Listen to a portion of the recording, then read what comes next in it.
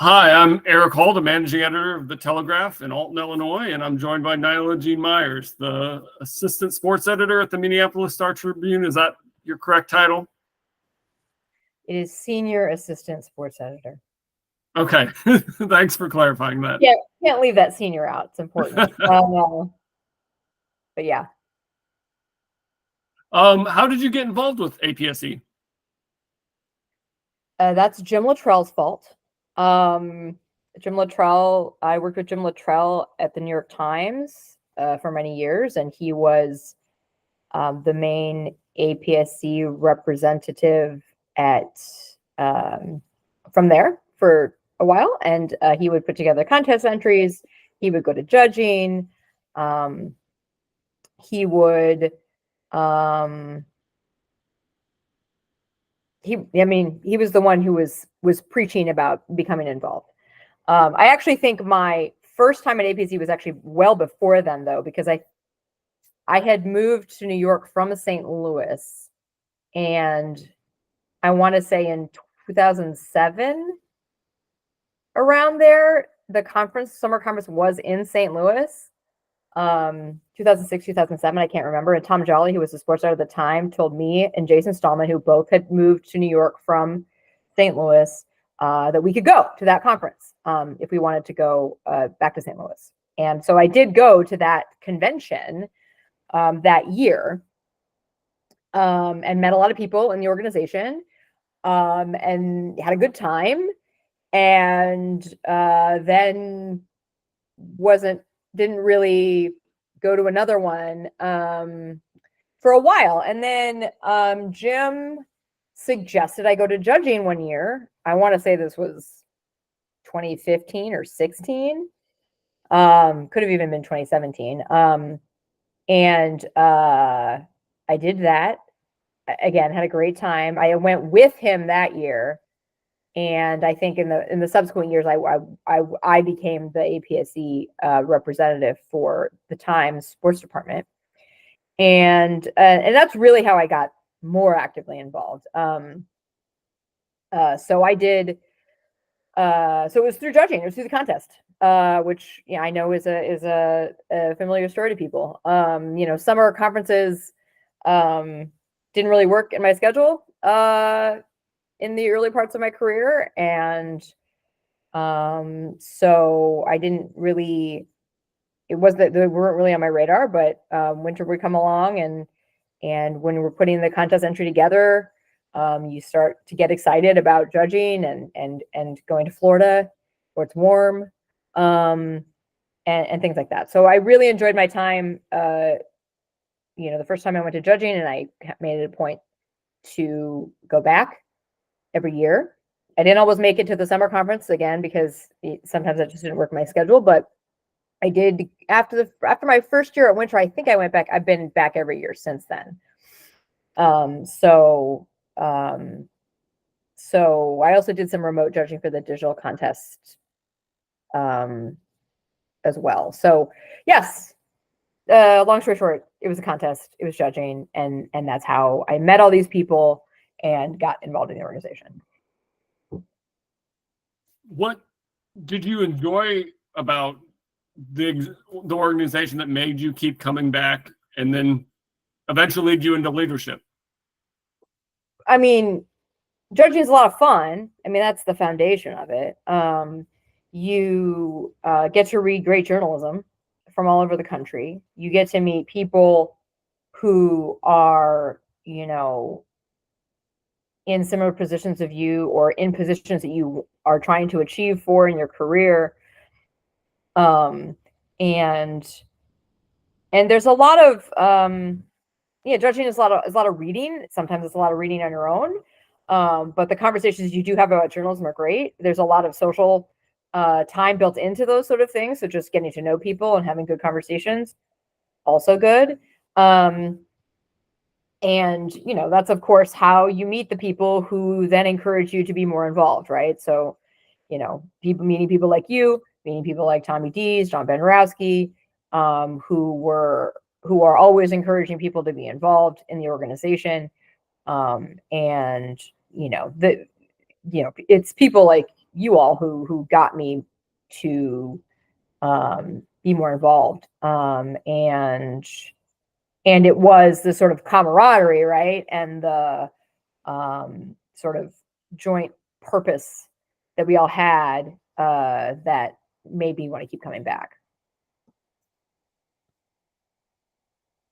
How do you feel your presidency went of APSE? You're oh, wait, hold on. I need to go back now, and I need to go back. I have something else to add to the previous question about why got me involved. It was another reason for going back. You know, I didn't say the word networking, but these conversations and this camaraderie sort of expanded my network into business. And, you know, 2019 or so is when this started to impact my career, and about possibilities for what I could do with my own career. And they all kind of were centered around conversations I'd had at APSE.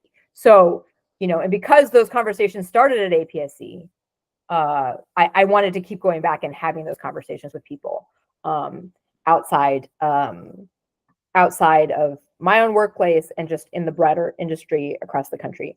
It's pretty easy when you work at the New York Times to, you know, try to learn everything you can about that company, right? And figure out your place in that company, what you want to do in that company, because you don't really imagine ever leaving. And so your network within that company is really big, right? So I think it was just nice to be exposed to people in different situations and in different jobs, and to sort of see what possibilities there were for me in my career at that point. Anyway, I just wanted to add that because I think why I kept coming back, a lot of it was simply I had started building a network and I wanted to see those people and continue having those conversations year over year. Anyway, so how my presidency went.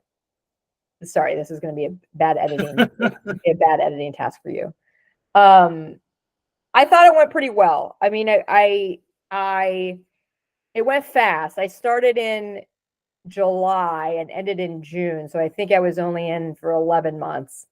And you know, the first month kind of is you kind of don't, you have this momentum from conference, but you also are kind of fried from conference. And so, you know, you sort of get a slow roll to the year, and then the clock is kind of ticking, and then you get to the fall, and then it's all about the contest. You're trying to help first VP, and then contest is done, and you're preparing for winter conference, and then you're planning summer conference in February, and then all of a sudden everything is about the summer. And so it goes pretty fast. And you get to the spring, and it's suddenly you're like, oh, right, this is what this job is. I think it was John Benarowski who told me, and others had said something similar, you know, do an hour of work for APSE every day. And I didn't do that, Erik. But I wished, but by the time I got to April, I wished I had, right? Because, you know, there's some things that you're never really going to achieve everything you want to achieve, right? But I had to, it was a reminder a little too late that use those downtimes to get some stuff done, because once you get to planning the conference in the summer, that's kind of all you're doing. I got a lot done in April, May, and June. But, you know, I think in those months I was definitely regretting I hadn't done more in, say, November, right? So I had a lot of help. That was good. I had a good team of officers I was working with. So, you know, it went fast. And I don't think you realize until you're in the job how many tendrils you're responsible for, or questions you need to answer. But I do think at the end of the day, or at the end of the year, or the 11 months or 10 and a half or whatever it was, that I achieved most of what I wanted to. And you know, you definitely learn things over the course of the year that, like, oh, I wanted to do this last July, but now it's January, and I'm like, maybe that wasn't the best idea. And, you know, and you just don't do it, you know, either because you didn't get a lot of response, or you didn't get a lot of you can't do this job entirely on your own. You need buy-in from other people. You need buy-in from members. You need, the help of your other officers. You have to delegate some of it. And so the more you realize that, yes, the decisions are yours, but, the execution is not entirely up to you, right? And so it can't be, or else it would be a little too much for one person. And I was okay with that. When we got to the end. I was like, okay, we made it. I think most of the past presidents will tell you that the contest year was much harder than the presidency year, because the presidency year is more how you make it. It's more what you make it. You set your own agenda. You figure out the things that you want to try to get done, and then you're responsible for trying to get those things done. The contest is a burden. I'm going to use the word burden put on you because you are first vice president, and it happens every year. It gets done every year, and it takes up 3 to 4 months of your life, right? And it's not as a lot in your control, right? It's a machine that has been going for as long as it's been going, and you have some impact on how that machine moves, but it's still a machine. And then as president, you can, again, you set your own schedule, you set your own agenda, you can sort of set your own pace a little bit in what you're trying to do. You talked a lot about the conference there. How do you feel the conference went in Charlotte? I mean, I thought it was a great conference. I thought the topics that we talked about were really relevant. I thought they were good conversations. I thought we got really good panelists. We had a lot of people show up. I mean, that's always a concern with these conferences. That sort of, if you build it, they will come, and just not knowing whether they're going to come, right? But we had a lot of buy-in from the members in the Southeast, the sports journalists just in North Carolina in general, and South Carolina, Georgia coming in, and in pretty large numbers, to be speakers, but also to come and join the conversation. We did plan out, I mean, the topics, most of the topics, I want to say all but one of them, we had decided on and settled on in February during the winter conference when we planned. So I think we had a really efficient plan coming out of winter conference for summer, which was really helpful. Now, do all of these things still come down to the last minute? Are you still trying to line up speakers and panelists, and are people dropping out, or maybe they can't come? Or that's always going to be the case, unfortunately. To I think Glenn Crever's, I think you definitely raise his blood pressure here and there. You're always trying to get those things planned a little more locked in, as you a little more locked in a little sooner, but I do think overall, yes, there were a lot of last minute things that were problems, including, as you may have heard, the cake situation. But something simple like wanting to get APSE a birthday cake was a complication that I'm pretty sure most people did not want. But there was cake, and it was a good cake. It was a beautiful cake. Things like that. But anyway, I think it was a good conference. And again, I was really happy with how many people showed up, with how many people were invested in what we were talking about, with the members who stepped up to be panelists and to put some of these sessions together. The delegation that went on, and how smart the moderators were. And so I had a good time. My only regret, and this is always a regret, is that when we're gathered, so many of us together, that I didn't get to talk to as many people as I want to, right? That's usually the thing. It's usually when you're an officer and you have to run a lot of things, one thing you don't get to do a lot is is mingle and talk to people and catch up with people and check in with people. Because you're always running to one thing or the other and making sure a door is unlocked, or, you know, all the speakers are here, or doing introductions. So I thought it was a great time. I thought again, it was really useful. I think, you know, when I think back to that first conference I went to in St. Louis, what I remember most about that conference was that Jamie Moyer was the keynote speaker. And I think he was playing, I don't even think he was playing maybe he was playing for the Cardinals then, but I just was like, oh, it's Jamie Moyer. And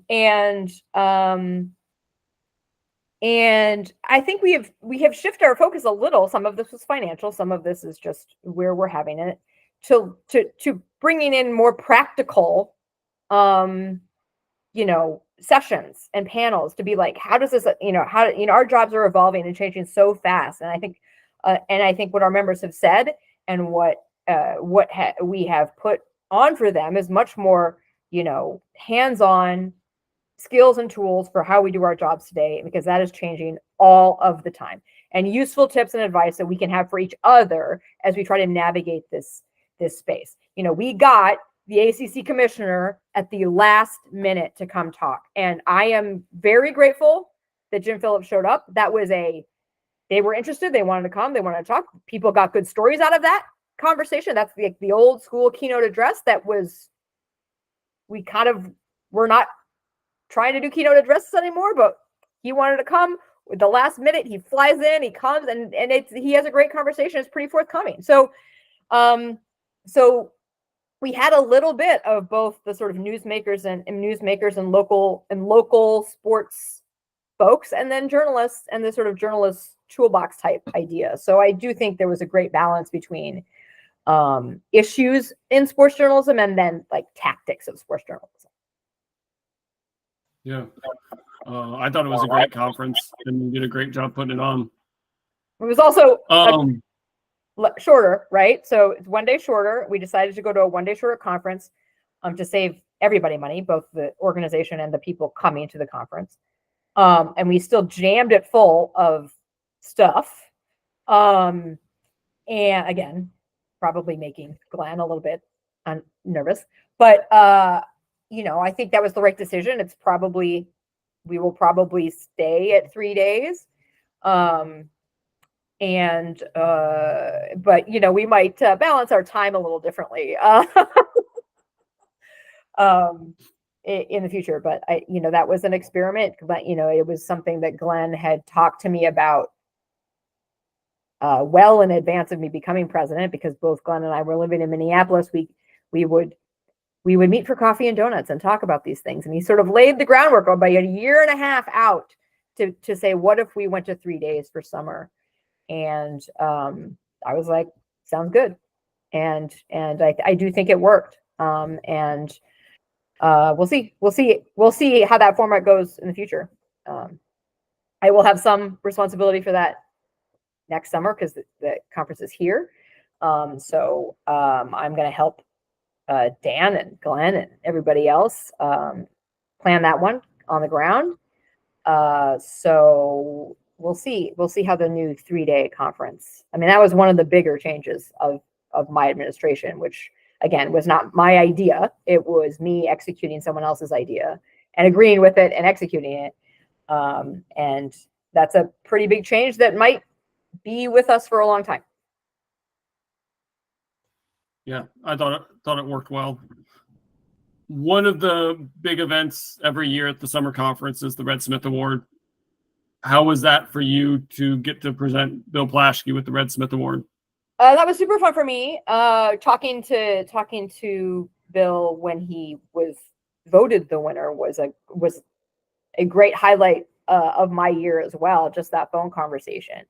You know, I know of Bill Plaschke, of course. I've read him and seen him on TV for many, many years. I think he is a wonderful writer, but I had never really talked to him at length before I made that phone call. And it was a great it was a great conversation, and it was, he is personable and generous, and I said this in my speech then, was that, he took the time to compliment my own people's work in that conversation, and to highlight some of my own reporters who he thought were doing a really good job, and I really appreciate that about the conversation too. And he was so excited and so emotional about it, and it is a reminder of the importance of recognizing our great journalists and recognizing our great work that we do, whether it's the contest every year or these big awards, because they are still so appreciated by people. And I think, like I said, in our industry that's so rapidly changing, you can wonder a little bit about what our place as an organization is in this industry, and in moments like that, and getting to talk to Bill and how important that was to him, is a reminder that these things still matter.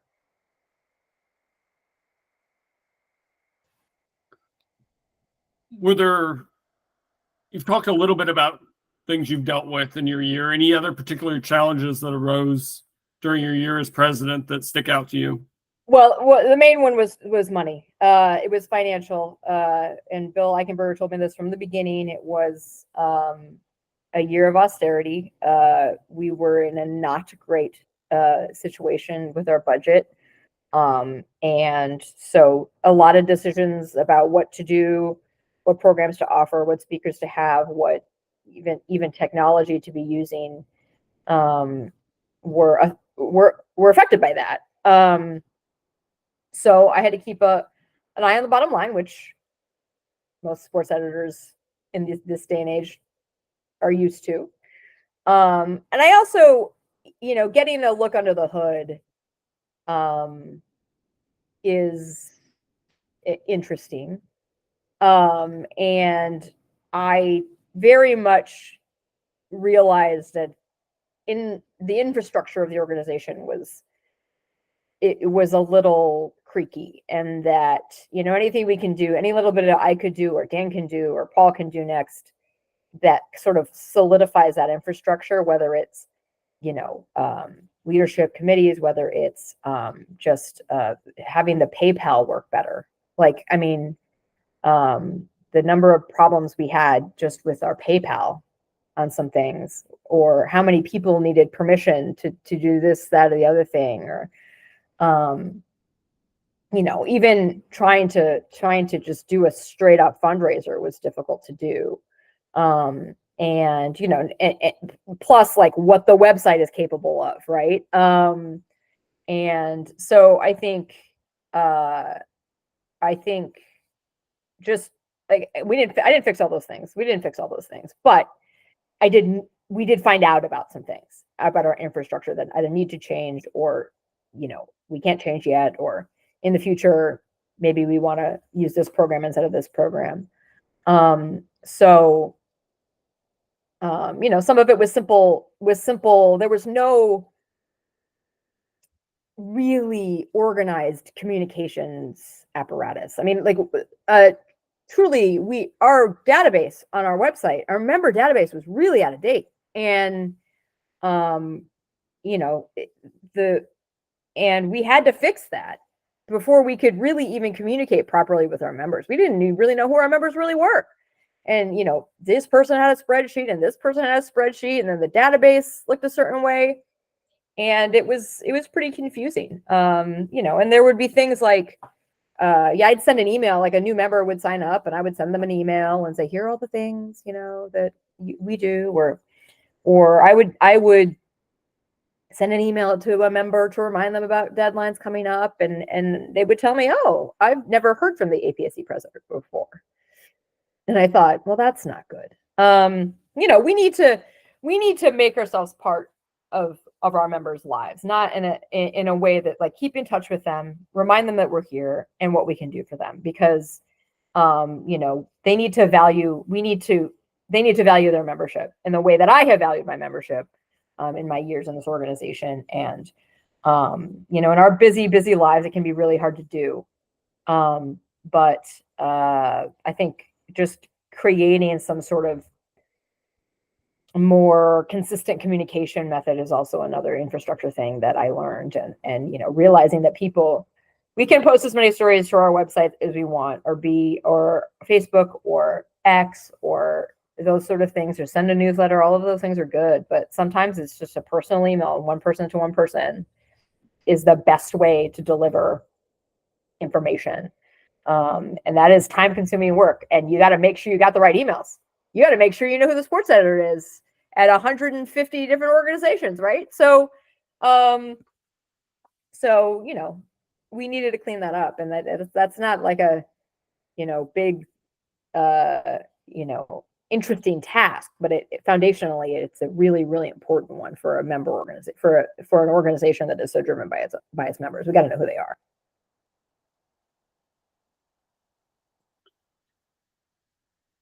Going from challenges to successes, I would say one of your biggest successes of your year was the launching of the Billie Jean King Award. What went into that?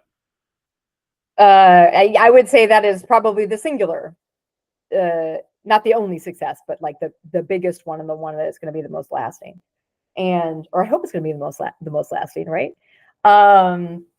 So, you know, this is another one where the idea came to me, and I happened to be president of APSE at the time, and I needed to execute this idea. This is my wheelhouse, trying to get ideas executed. You know, Billie Jean King was talking to, the way I've heard the story told, Billie Jean King, I think, was talking to Nancy Armour and some other group of journalists, and was noting that there was no award for covering women's sports excellently, just specifically and excellently. Well, I think she asked it more as a question: is there an award for doing this? And there was not really, not specifically coverage of women's sports, not a big one, or what, I don't think there's actually one at all. And Billie Jean King at this point in her life is, you know, she has been fighting for gender equity for 60 years. And, you know, she, even at this point in her life, she's trying to find new ways to get attention on women's sports and women athletes. And she had a light bulb idea, and she pushed it and asked around, and eventually that question got to me. It was actually a phone call from Jane McManus, who had, you know, I think Nancy had talked to Jane. I mean, it was, again, the network, right? The network is all talking to each other, and Jane came to me, and Jane has been involved with APSE before, and she came to me and said, what would you think about adding this to the APSE contest? We already run a national contest. So we had to use the word again, infrastructure, to do something like this. We know how to put on a journalism contest. It would not take a lot for us to add this. It is a lot of work, don't get me wrong, but like, we know how to do it, right? So this was not how do we do this? We knew how to do it. And I thought it was a great idea. In fact, adding a category for women's sports has come up in our discussions of our contest before, I believe, even by yourself. So it was not a new idea necessarily. Also, George Rojas had wanted to create an additional contest during his year, but we couldn't quite get that off the ground. And so these things were all sort of coming together in a natural way to be like, okay, we can do this now. Here's the idea for a new contest. We have the infrastructure to put it together. It meant something for our organization to put a spotlight on coverage of women's sports. I think one of the reasons that it was important for the people who came to us with this was that because we represent so many sports departments, and we are a predominantly male organization, and one of the goals of this award is to encourage our members to cover women's sports more. So you put a big award for your coverage at the end of it, and hopefully that spurs people to want to to be motivated to cover women's and girls more in sports. So I mean, it was a lot of things that came together, and it was not, again, there's a lot of phone calls that needed to happen. There's still a lot of coordination going on between presenting when we're going to present the award, how it's going to be presented, even what the award's going to look like. And so and we wanted to get it started this year. I think if we had I mean, those conversations started in September of last year. We announced the award in February. We started the judging, and then we announced the award in February and opened submissions in March. Judged, got all the submissions in April, did judging after our other contest, and like kind of had the winners or the top 10 by June. And that was basically 5 months, from like when we announced the award to finishing that contest. And then from September was when we first had the idea first came to us. So to turn that around, like, yeah, are there things we wish we'd have done differently? Are there things that we're gonna work out, some of the wrinkles the next time and the next time and the next time? Yeah, but I am very happy that we got it off the ground. We got it off the ground in less than a year, and I'm excited for whenever we can present the first one. So we had 80 entries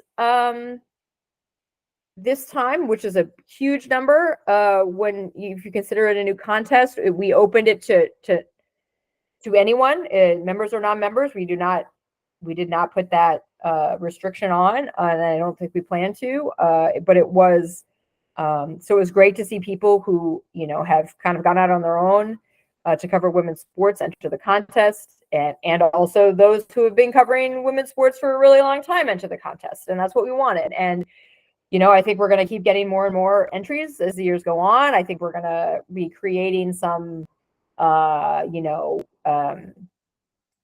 tiers or categories so that people who cover, say, high schools, know that they can enter and that there is something for them in this contest, that it's not just people who cover the U.S. women's national soccer team or the WNBA who are, going to get, or professional women's sports who are going to get all the attention here. We want to make sure that those people who are covering high school girls and things like that are getting the attention they deserve as well. So that's going to continue to evolve. I'm really excited about it. I think it's going to be it's another thing that I think is going to last.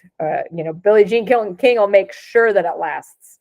And long past when she's still with us, she's going to make sure that this is a thing, and I'm going to make sure it's a thing for as long as I'm involved as well. So it was really exciting, and again, it was more just planning on my part, execution on my part, and it was. You love it when a plan comes together, of course, and that I appreciate Billie Jean King's people and Nancy and Jane and everybody else. For coming to us. They didn't have to come to us. And they did. And I was not really going to let that opportunity go. So we just worked out whatever issues that we had or any difficulties. We just tried to work them out because it was too good of an opportunity for us as an organization to pass on. Or pass on. Yeah. Pass on. I hadn't heard that there was going to be an expansion for maybe like a high school category. That's great to hear. I mean, I don't know. It's kind of up to Paul actually about the form the contest will take. But I think from the feedback that Dan and I have heard, I think a lot of it was, I heard even when the entries were going on that people who covered high schools didn't even enter because they thought they didn't have a chance at anything, right? So there's an entry fee. So I totally get, you're like, why would I enter if I'm just going to be competing against people who covered the Women's World Cup, right? And So I heard it from the entry side, people being like, "What? I don't have a chance, so I won't enter." And I heard it from the judging side too, where it was a little difficult, to compare someone who's covering Caitlin Clark, right, or the Women's World Cup at a big outlet with a lot of resources, and someone who's doing a really good job covering high school sports, right? So I do think there's going to be a little more, maybe it's categorization or tiers or something, like something that will encourage people covering, I would say specifically high schools, to enter the contest, because I think that was probably something that was missing from those entries was a nice batch of entries of people covering youth and high school sports. Yeah, I only judged the finals, but yeah, I think that sounds like a great addition. Yeah. So again, I don't know exactly what form it's going to take, but I definitely have heard feedback from judges and feedback, I think, for people considering entering, that this kind of assumption that you kind of have to cover big stuff in order to get recognized. I think if you look at the top 12 people that have been announced, yes, there are a lot of people covering pro sports on that list. Not all the stories were about pro sports necessarily, but I do think there was a good diversity, though, of outlets among that list. So yeah, I would expect that there's going to be there's going to be some tweaking going on in order to encourage more entries, and I think the way you encourage more entries is to actually have a recognition opportunity for different levels of coverage. So that I expect that to happen. Are there any other accomplishments you want to talk about from your time as president, or even just your time in leadership at APSE?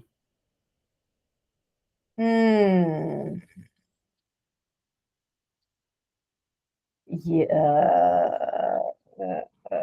So pause. I feel like we've talked about a lot of them. I mean, we've talked about the ones that are freshest in my mind.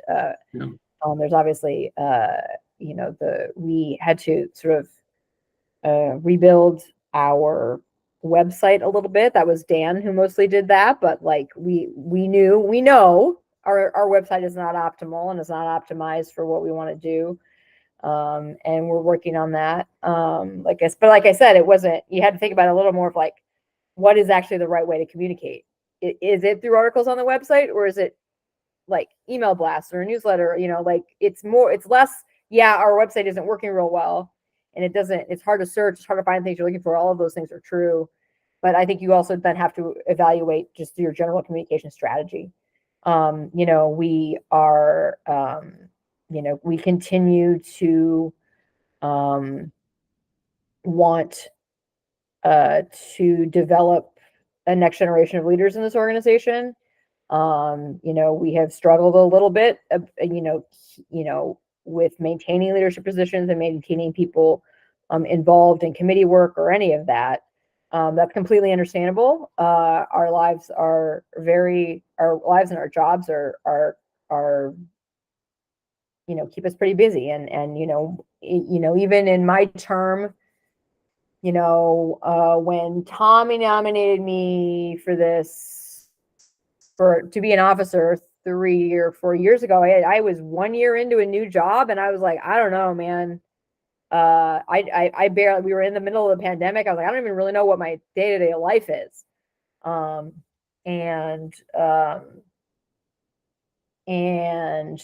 During my contest year, my second year, the Vikings had like their best season in years, and we're in the playoffs, and had their first playoff game the Sunday before the contest deadline. And I went, these guys need to lose. Like, if they don't lose this game, I do not know what I'm going to do.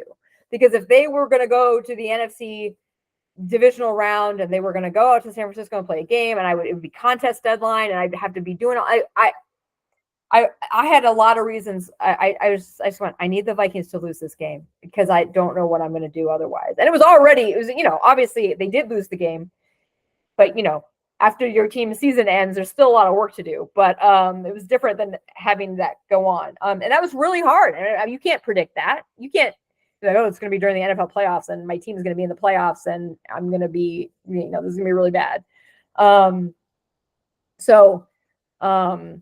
Things like that come up and you're just thinking like, oh, this is bad. And then the last 6 months of my presidency, my own job, my own workplace was in near constant upheaval. And I thought, if I'd known this was all going to be happening, would I have agreed 3 years ago to be in this position, right?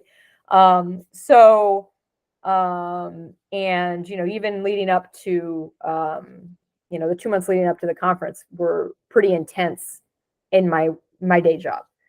And I kept thinking, wow, how are we going to pull this off? And you're not thinking that 3 years before then, or even when you agree to become second vice president, or to run for second vice president, that these things are going to come up that are making it a little hard to juggle both this work and your regular job. And I think that's why people honestly have trouble agreeing to be parts of committees and to do leadership because of what our jobs are like these days. And it's a little, and you can say all you want, well, your first year as an officer is you're just running the website, that's it. But you can ease you into leadership, and that's great. But I think Dan got a new job. Dan Spears, our current president, got a new job during the course of this leadership. Karen, our second VP, started a new job right as he started being second VP. So, and we help each other through that. I mean, again, one of the great benefits of this is that even when I was going through all this upheaval and people are changing jobs, there are these built-in people to talk to about it. And I didn't have those people. Like earlier in my career, I didn't have people who would call me when they heard something and say, are you okay? Or I could call to say, have you ever experienced this before? Because I don't know what to do, And I think as volatile as an industry, to have someone that you can call who you don't work for or with, and you can just get another opinion or a bunch of different opinions about something that's going on. And the likelihood is that person has experienced what you're going through in one way or another, and will have something really wise to share with you. So I don't even know what your original question was. About your accomplishments. Oh, okay. Yeah. I mean, again, it's nice that, I don't have to send or answer or dozens of emails anymore about APSE work. That's nice. But the things that I really liked about the job remain, right? That ability to reach out to somebody for advice or to ask them how they're doing a certain thing. That's all still there. I just don't have to send all those emails myself anymore, or make sure there's articles on the website or things like that. So that's the nice part about past presidency, right? Yeah. What advice would you have for future presidents of APSE? I'm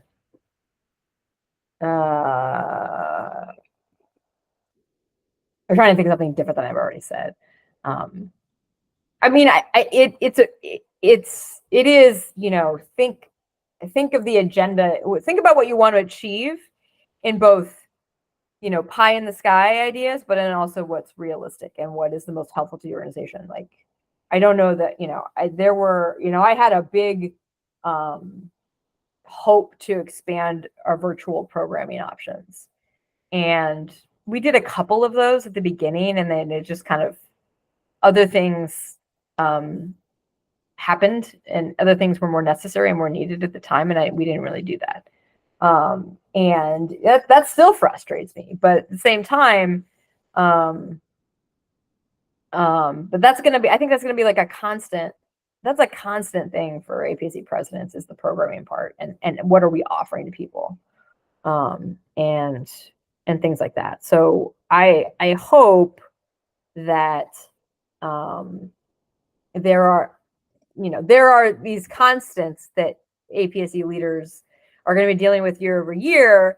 And I hope that none of them get down when they don't like close the loop on something. Because I think there's just, regions is another one where, we're like constantly trying to tweak them and fix them. Right. And you do what you can do. And I think it's the acceptance of do what you can, keep the organization afloat. That's a big one. I had a fiduciary responsibility in my year. And I think we're going to have each subsequent president is going to have one of those. I don't think we're going to get in it. We're not going to be, I don't know that we're getting to a place where journals and organizations are going to be flush, right? So, or ours is just based on the way that we currently raise money, right? So I had to raise dues. I mean, I raised dues. I said this, and felt like I was a bad cop all the time. I was constantly asking for more money. And I was willing to accept that because I had been given this fiduciary responsibility. So I was like, well, we're going to raise dues. Well, this is going to cost money. Well, we're going to have to, this, that, or the other thing. We're going to change our membership tiers, which is both for a fairness. That is both for fairness. That's again, knowing who our members are, and what metrics to divide them up into groups. But it's also a financial one because like, if you got to adjust those so that you're getting, that people are paying what they should be paying to be members, but also you get more C's, fewer D, that sort of thing, and get a little extra money. That sounds a little crass, but when you're like, we only have this much money in the bank, you're like, well, can we get $20 more out of our members, right? And I didn't like having to be the person constantly asking for more money or saying this was going to cost money that it used to not cost before. But I didn't hear any complaining. I didn't get a lot of blowback for really any of it. So that was a little bit of advice. Like you might be taking what you think is an unpopular position, but you need an engaged membership in order to get blowback or criticism for some of these decisions. And so there's a little people were pretty understanding about things that I thought were going to be unpopular. So that's one thing. And again, it's as president, you can set your agenda, you can set your pace, you can decide what the things you want to achieve are, and set about trying to achieve them. And if you don't get them all those boxes checked, it's perfectly fine. I found mostly that, in the year over year, with my group of officers, we all roughly have similar ideas. So, George left some things unfinished and but I agreed with him about trying to get those things accomplished. So I tried to accomplish them. And I achieved one of them that probably not in a way that he ever imagined, but I did. And I know that Dan has a lot of ideas that I had or similar to me, and that he'll pick up that baton and try to get some of those things that I want to get done. And so it's just that continuity. I mean, that's sort of the great thing about being an officer for 3 years, right? You are changing administrations every year, and you're president for only 1 year, but because you're with a group of people you're working with for 3, and that, one person goes off every year and one person goes on, there is this continuity of ideas and a continuity of leadership. So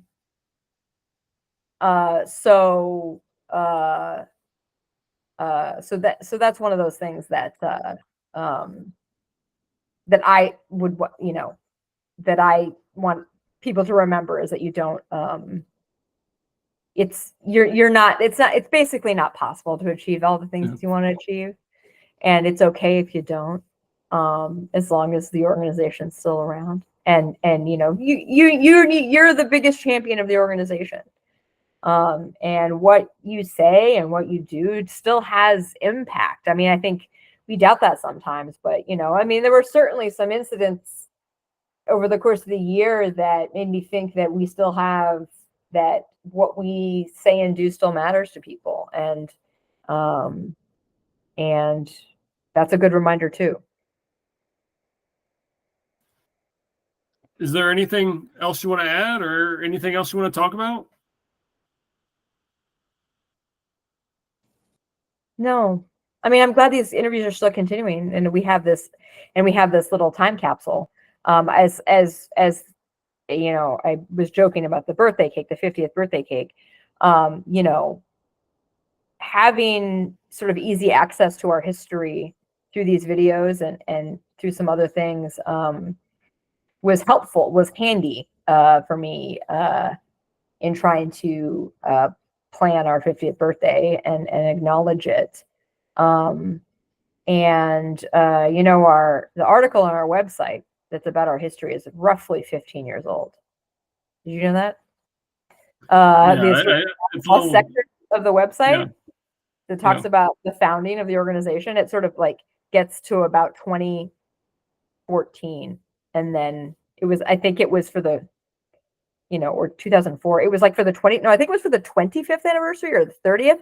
Anyway, you know, things like, you know, so it's good to have some history in here, because that's on the internet, that's on YouTube, because you know, we still you know, the paper trail is gone, and so this is the new paper trail, I guess. Yeah. Yep. Well, I'm sure we could talk for several hours more, but I'll go ahead and wrap things up. Thanks so much for your time. I really appreciate it. This was fun. Nice chatting as always. All right.